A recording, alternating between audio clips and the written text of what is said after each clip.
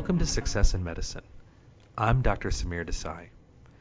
As medical students, residents, and physicians, we devote so much of our time to the needs of our patients. We work incredibly hard to deliver high-quality care, and we consider it a privilege to do so. We strive to build strong relationships with our patients so that we can give them the care that they deserve. But what about our own relationships? I'm talking specifically about our relationships outside of medicine with our significant others. Are we doing what we need to be doing to nurture our own relationships? This episode of the Success in Medicine podcast is about you, your significant other, and the relationship that the two of you have together. Medical school has been known to put tremendous pressure on relationships. The qualities that make for good medical students and good physicians, things like perfectionism and dedication, these qualities can hinder our ability to develop and maintain healthy relationships with our loved ones. If you spend some time on discussion forums, you'll quickly find lots and lots of people looking for relationship advice. Here's one that I came across recently on the Student Doctor Network, and I quote, "My boyfriend started medical school about a month ago, and I'm having some tough moments relating to the stress he's going through. I do my best to be supportive. I do more of the chores, cooking, and cleaning to make things less stressful for him. I do my best to help him calm down when he's stressed and work with him to make plans to get all of his work done when he's overwhelmed. I thought it would be a good idea to ask him if we can set aside time once a week for 2 hours where we do something fun together and disconnect from schoolwork. We tried that for the first time today, and it went terribly. He was distracted and not at all present. I told him I was upset about that, and that I understand in some scenarios our relationship will have to take a backseat to medical school, but that I think it's still important to have regular moments where we check in as a couple." She went on to ask the community about how she could be more supportive of his needs without completely compromising her own. She wondered if her efforts to make sure their relationship remains an important part of his daily life was asking for too much. And finally, she asked for advice about what she can do to make sure the relationship doesn't become a burden to either one of them. In reading her post, I really felt for her. She's certainly not alone in the way that she's feeling. She and her boyfriend are struggling with issues that so many couples in medical school are dealing with. And to help us explore these issues in more detail, I am pleased to have Sarah Epstein here today as my guest on the Success in Medicine podcast. Sarah is the author of the new book, Love in the Time of Medical School. She knows all about the challenges involved in being in a relationship with a medical student, having dated her husband Brian during his 4 years of medical school. In her book, she shares her experiences and offers some very specific strategies for relationship success. She has joined us today to share these strategies with us. Sarah, thank you for joining us, and welcome to the Success in Medicine podcast. I'd like to start off by asking you to tell us a bit about yourself and how you came to write your book, Love in the Time of Medical School. Sure. Well, thank you so much for having me. I'm so excited to be here. I am finishing up my training as a marriage and family therapist, and I started dating a pre-med student about 7 years ago. And he is now my husband, and we are now in residency. But along the way, there were so many challenges that we faced as a couple through medical school, from the application process through the residency application process. And there was a point where I realized that there was so much I wish I had known. I knew I was studying to be a therapist. I knew I was able to combine my skills with this very real thing that was happening in my life and started researching. And 3 years later, I had the book. That's fantastic. And let me ask you, when you started researching your book, did you find that there was a lot out there? There actually wasn't a ton out there. A lot of the research having to do with medical relationships was very old research, and most of it was within the paradigm of the male doctor and the female housewife. So there's very little out there on female physicians with male spouses, same-sex relationships, or even just dual career partners, right? How do you deal with it when two people both have careers that they're working on? I was able to find some, and I supplemented the research I had with a whole bunch of personal interviews that I did with medical school couples. So I interviewed a bunch of medical students, and I interviewed a bunch of people who were dating medical students, and then aggregated that with my own experiences and the academic research that is out there. Well, that's wonderful. It sounds like you really took a balanced view here, sort of a effort to research the literature as well as reflect upon your own experiences and talk to others as well who had gone through similar experiences, just to kind of get a comprehensive view of this whole process. Would that be correct? Yeah, absolutely. At first I started by talking about my own experiences, but I sort of realized that my experience wasn't going to be everyone's. And so I really sought to get a breadth of experience that I could put into the book and try to capture a lot of different perspectives. I want to ask you about something you wrote about in the introduction to your book. You wrote about how, as the significant other of a medical student, you sometimes felt like the third wheel in a two-person relationship. Tell us why it felt that way. Sure. Yeah, I definitely felt that way, and it was unexpected. But the thing is, a medical student is kind of in a committed relationship with their dream of becoming a physician. And it's a non-negotiable dream. It's a dream they've, in most cases, thought about for, many years by now. And medical school has a lot of demands. It demands your time. Medical school demands your energy, your money, your emotional energy. And so it felt like every time we had a conversation about our relationship, medical school's needs needed to be taken into account. It was like there was a third person in the room, and very frequently we had to defer to that third party. And so that's how I started to feel like the third wheel. And of course, we have some couples who come together during medical school, but then we have many couples who find each other before medical school starts. And you, in fact, met your husband, Brian, before he started medical school, and you had a chance to see firsthand the challenges involved in applying to medical school. So what advice can you offer partners of aspiring medical students in terms of the support that they can provide during the application process?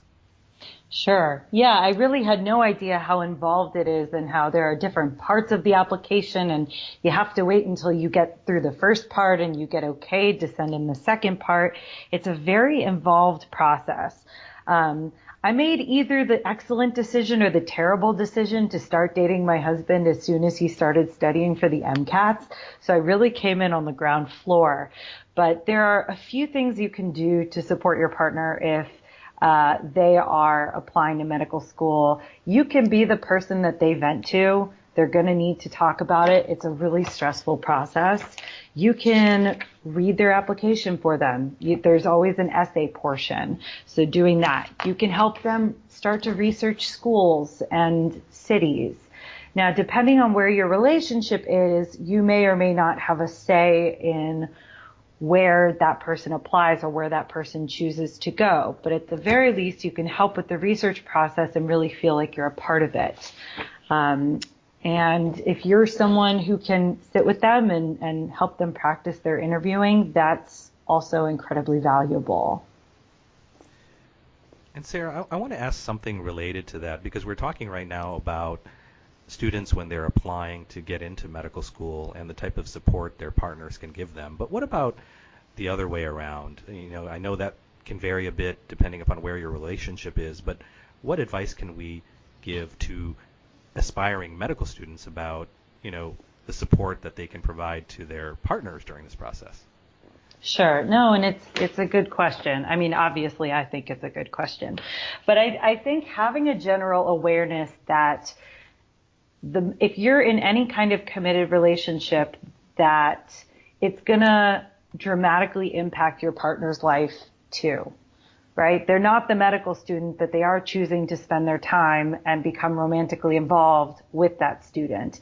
So they might have to switch cities if they choose to move or a medical student moves. They might have to make decisions about their career and their life based on the medical students. So having that awareness and that empathy. And I think one of the things that it took me a long time to realize was that I was entitled to feel stressed out about medical school. I felt like even though, because I wasn't the student, I wasn't allowed to get stressed out. But I was in a committed relationship with a medical student. It was stressful. We had to make a lot of decisions. We moved across the country, and it impacted the trajectory of my own career and really challenged our relationship. So make room for your partner's stress too, because it's also valid. Relationships are obviously so stressful, and, that's relationships in general. But now if you add in the long distance factor, which a lot of couples in medical school are dealing with, we're talking about some other things to be thinking about. And I know that you also experienced that with Brian, because Brian had decided to attend medical school in Miami, but before you joined him there, you actually spent a year apart while you were teaching, and you were teaching young children in Thailand. And so in the book, you talk about the challenges of long-distance dating. And since there are so many couples dealing with the same issue, I wonder if you can offer some advice on how couples can stay connected while they are far apart. Absolutely. Yeah. So we decided to go big and move. I moved half a world away. We were 12 hours apart, which means that at any given time, we couldn't talk between the hours of 12 and 7 because one of us was sleeping. So we really had to get creative, and we really had to get intentional. So much of our relationship up until that point felt it felt easy and seamless. We could be around each other. Even if we were both busy, we could be sitting in the same room. We had all of those experiences. Relationships are built on shared experiences. And when you're apart, when you're long distance, you don't get that. So the first thing I would recommend is, if you can, go visit your partner if they're the one in the new area. If you're both in a new area, try to visit each other. There's something about being able to picture where your partner is, who their roommate is, who their friends are, where they're spending time. It makes a big difference in terms of how connected you feel. And Brian and I experienced that because before I left for Thailand, I visited Miami and I got to meet his new friends and see his new school, but there was no way for him to understand the culture and this entirely new world that I was living in. And it almost cost us our relationship. It wasn't until he moved that we really were able to reconnect. And the other one is something that I call one of our favorite tools that we used was the one-line method. And the one-line method is each of you every day when you're apart writes one line down in a diary, in an email about your day. It could be something small, something funny, something interesting. And at the end of the week, you send each other the 7 sentences that you've accumulated. And that way, even if you don't get to talk much that week, you'll have those little prompts like, oh, I see something funny happened with your professor, or tell me what your student said, or those little things that really help you maintain that connection. Well, that's wonderful. Thanks for sharing the one-line method with our listeners. I think that's, something that people are looking for, is how can they stay connected, and that's one more tool they can use to keep their relationship healthy. Yeah. I want to talk to you about stress in medical school. We spend a lot of time talking about what medical students go through, I don't think we spend hardly any time talking about the stressors that the partners of medical students face during medical school. I wonder if you can tell us about what some of these stressors are and what are some ways to handle them. Yeah. So you're right. There are unique stressors that partners and medical students face. One of them is what becomes sort of one-sided emotional effort with the relationship. So in any relationship, there are three parties that need attention. You need attention and affection, your partner needs attention and affection, and the relationship itself needs that. But when you're with a medical student who's overworked, overtired, overtaxed entirely, what can often happen is that the partner does all of the emotional investment in the relationship, does a large bulk of the work to make sure that things stay good and stay connected, while the medical student kind of treads water and starts to get things done. But noticing that can happen and finding small ways for that medical student to take the initiation, even though they're really busy, will be vital, because nobody wants to feel like they're doing all the work in the relationship. So that's a big one. And sometimes it'll happen that for long stretches of time, if you're dating a med student, you're gonna do a lot of the work because they're studying for an exam. But feeling like you can renegotiate that, and when the exam is over, find a way to the medical student find a way to put in more effort, can start to feel like it's still a mutual relationship.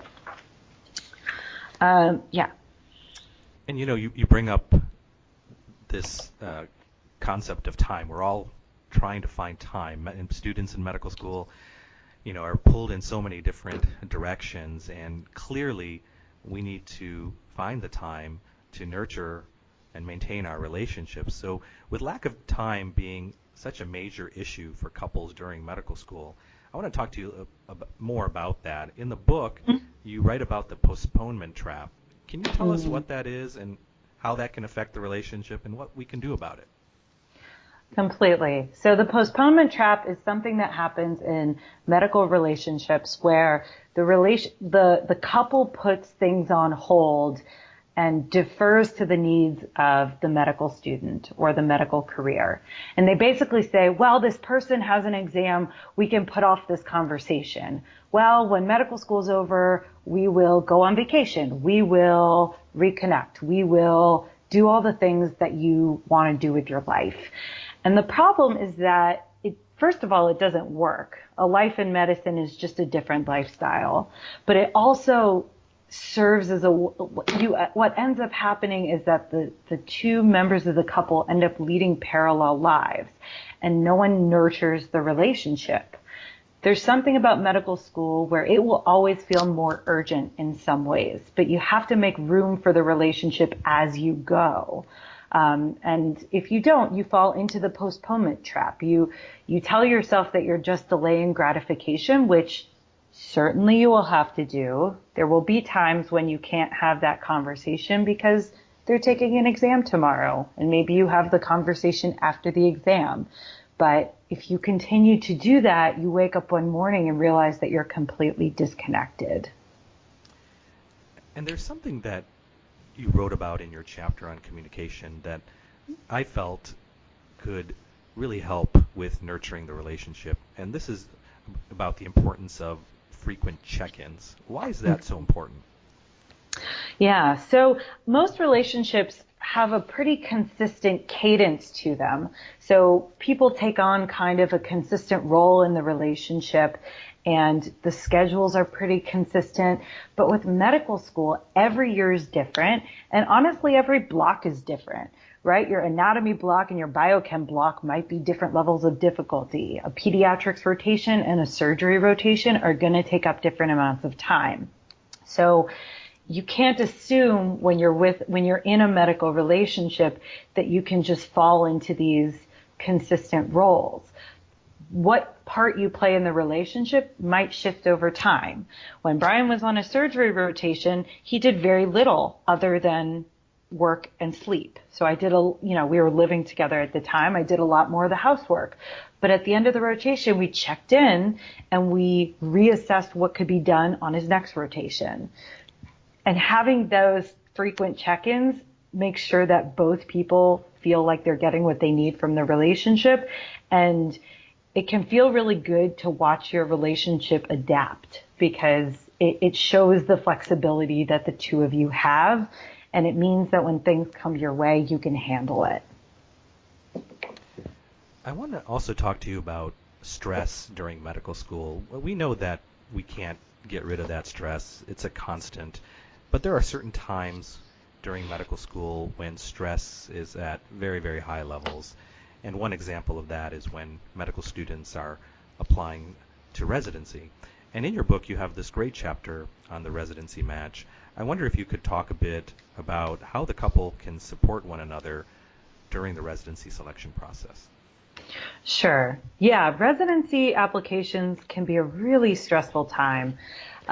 First of all, it's one of those pivot periods where, because you're about to go through a transition, you have to kind of reevaluate where the relationship is and what role each person gets to play.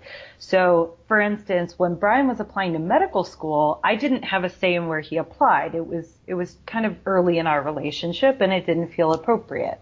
But when he was applying for residency, we were married and we were going through it together. So one of the things you can do, or that you probably should do if you're in a committed couple, is sit down and talk about your priorities. Is it to get the most prestigious program? Is it your partner's job? Is it proximity to family, weather, all of those things? So sitting down and getting on the same page about what your priorities are is vital. And sort of realizing that there are going to be some additional stressors during that year.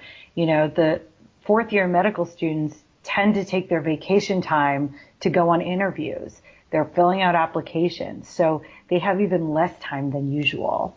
And so finding ways to spend time with each other and to check in about your priorities, decide who's going to, what say each person gets in terms of the rank list, are all really important factors. Sarah, in addition to the book, you also have a website. Can you tell us about your website and what readers may find there? Sure. So my website is called datingmed.com, and it's a website dedicated to medical school relationships, essentially. So in addition to information about the book, you can get a free chapter of the book if you'd like to download one, just to see kind of what the book is all about. I keep an updated blog with topics related to medical relationships.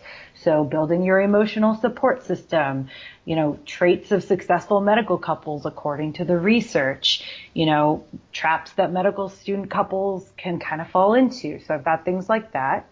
And I've got a whole bunch of resources up there specifically geared towards medical couples. So online communities, books, things that I looked at when I was writing my own book. Kind of general relationship and financial resources and things like that. So really the things I wish I'd had when I was in a medical student relationship. Yeah. Well, Sarah, I want to thank you so much, because this has been a very informative and enlightening session with you. And I think so many of our readers are in situations where they're in relationships and they're part of a couple, and they're dealing with so many of these issues that you've talked about. And I know that in listening to you and reading your book, they're going to have an excellent resource to help guide them through this process. Thank you so much, and thank you again for having me. In closing, please do take care of yourself, your significant other, and your relationship. And thanks again to Sarah for sharing these wonderful strategies. Thank you for joining me today on this episode of the Success in Medicine podcast. Until next time, I'm Dr. Samir Desai.